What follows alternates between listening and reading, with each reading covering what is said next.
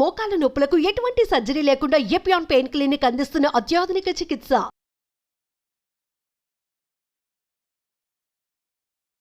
Hi, నమస్కారం.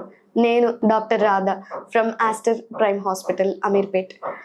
So ఇప్పుడు కామన్గా అడిగే క్వశ్చన్స్ ఏంటి అంటే, మనము ఇంటర్నెట్లో చూపిస్తూ ఉంటారు ఒక్కొక్క రకమైన ఫాస్టింగ్ విధానం.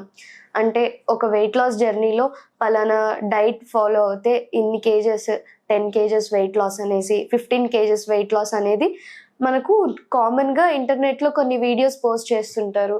సో మనము ఇక్కడ చూసి కొన్ని ఫాలో అవుతాము. సడన్గా ఏదో ఒక చేంజ్ వస్తుంది, తర్వాత పరిగెత్తుకుంటూ డాక్టర్ దగ్గరకు వస్తాము. మనము ఏదైతే మన బాడీకి చిన్నప్పటి నుంచి మనము ఎలా అయితే ఫీడ్ చేసామో అలాంటి ఫుడ్ హ్యాబిట్ కాకుండా కొత్తగా ఫుడ్ హ్యాబిట్ ఏదైతే అలవాటు చేసుకుంటున్నామో అని తెలుస్తుందో అప్పుడు మీరు కంపల్సరీ ఒక డైటీషియన్ని కన్సల్ట్ అవ్వాలి. ఎందుకంటే ప్రతి ఒక్క బాడీ టైప్స్ అనేవి డిఫరెంట్ ఉంటాయి. ఒకళ్ళ బాడీ వాత పిత కఫ అని అంటాం నార్మల్గా తెలుగులో చెప్పుకోవాలి అంటే.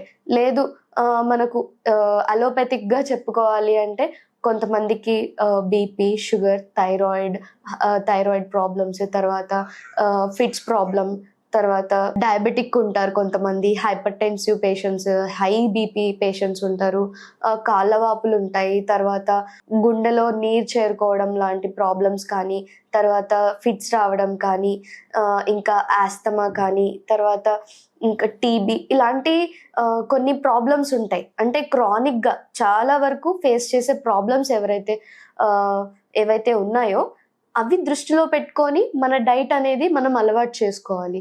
ఫర్ ఎగ్జాంపుల్ షుగర్ పేషెంట్స్ అంటే డయాబెటిక్ పేషెంట్స్ని తీసుకుంటే వాళ్ళు సమ్మర్లో ఎలాంటి జ్యూసెస్, అంటే వీళ్ళు దేని మీద ఫోకస్ చేయాలి, లో గ్లైసిమిక్ ఇండెక్స్ ఫుడ్స్ మీద ఫోకస్ చేయాలి.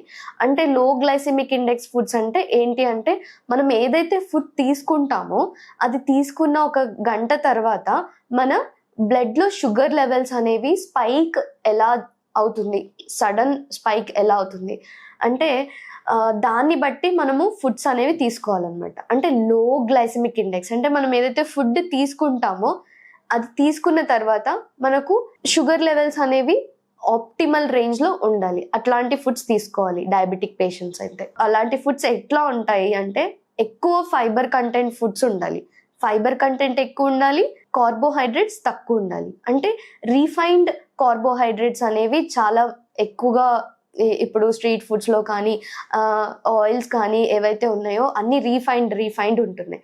సో మనము ఇక్కడ గమనించుకోవాల్సింది ఈ స్పెసిఫిక్ సమ్మర్లో ఏంటి అంటే, fat burning foods like carrot, కీరా, దోసకాయ, ఇలాంటివి ఏవైతే ఫుడ్స్ ఉన్నాయో ఇవన్నీ మనము అలవాటు చేసుకోవాలి. ఈ జ్యూసెస్, ఇవన్నీ జ్యూసెస్లో కూడా దొరుకుతాయి.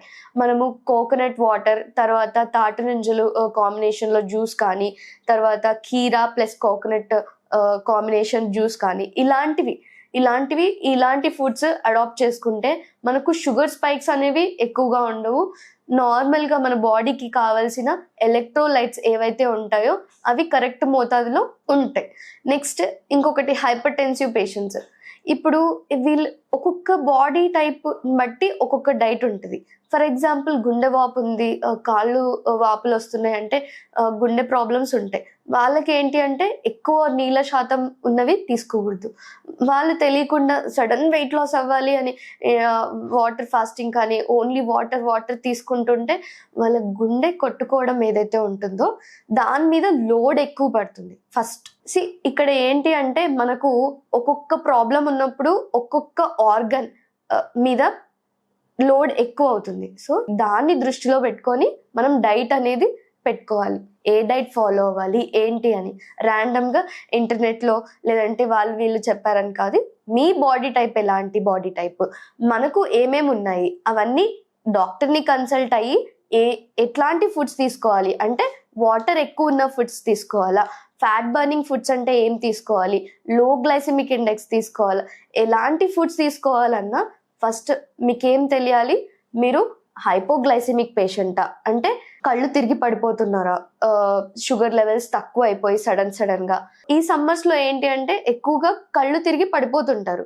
అది మోస్ట్లీ డీహైడ్రేషన్ అనుకుంటాం, కానీ ఒక్కొక్కసారి బీపీ ఎక్కువ అయిపోవడం వల్ల తలనొప్పి, తర్వాత కళ్ళు తిరిగి పడిపోవడం, గ్లూకోజ్ తక్కువ అయినప్పుడు కూడా కళ్ళు తిరిగి పడిపోవడం, ఇలాంటివన్నీ జరుగుతుంటాయి. సో మనం దృష్టిలో పెట్టుకోవాల్సింది ఏంటి అంటే మనము ఎలాంటి డిసీజ్తో బాధపడుతున్నాము, ఎలాంటి దీర్ఘకాలిక వ్యాధులు ఉన్నాయి, దాన్ని బట్టి మన ఆరోగ్యాన్ని కాపాడుకోవాల్సింది ఉంటుంది. నెక్స్ట్ ఇప్పుడు ఫిట్స్ ఉంటాయి కొంతమంది పేషెంట్స్లో, ఫిట్స్ ఎక్కువ రావడం. సో వాళ్ళలో ఏంటి అంటే మనము ఎక్కువ కెమికల్స్కి ఎక్స్పోజ్ అవ్వడం, తర్వాత ఈ సమ్మర్లో ఏంటి అంటే మనకు పంట చేతికొస్తుంటుంది, అందరూ ఫర్టిలైజర్స్ అవి వాడుతూ ఉంటారు. సో అవన్నీ మనము ఎక్స్పోజ్ అవ్వకుండా పీల్చే గాలిలో కానీ మనం ఉండే ఎన్వైరన్మెంట్లో కానీ ఎట్లాంటి చేంజెస్ ఉన్నాయి అనేవి చాలా ఇంపార్టెంట్. సో ఫుడ్స్ అనేవి ఆర్గానిక్ ఫుడ్స్ అడాప్ట్ చేసుకోవాలి, ఫర్టిలైజర్స్ ఫ్రీ ఎలా చేసుకోవాలి, ఇన్ కేస్ ఇంట్లో తెచ్చిన ఫుడ్ మనము పెస్టిసైడ్ ఫ్రీ ఎలా ఉండాలి.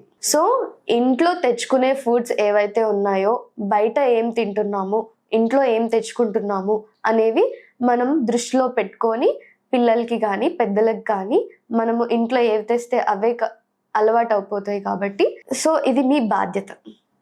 Thank you.